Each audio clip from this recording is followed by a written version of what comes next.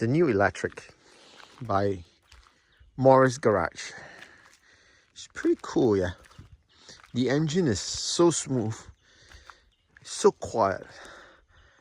The sophistication of the AI is on another different level altogether. Talk about magic carpet ride by Rolls-Royce. The electric car itself right now literally glides on the road, and you can see here MG4 electric.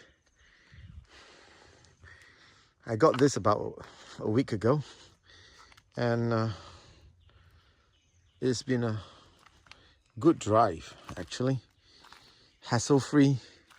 Though I don't like the lane assistance, because sometimes when I go out of lane, the handle pulls me back into the same lane, and when I need to overtake fast, it does hinder my maneuverability. So this is how the cookie crumbles. It's quite a good car actually, and I think it performs better than the Chinese Aura Funky Cat, or here in Thailand they call it Good Cat.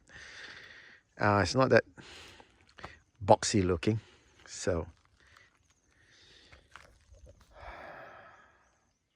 I'm tired, still tired, very tired.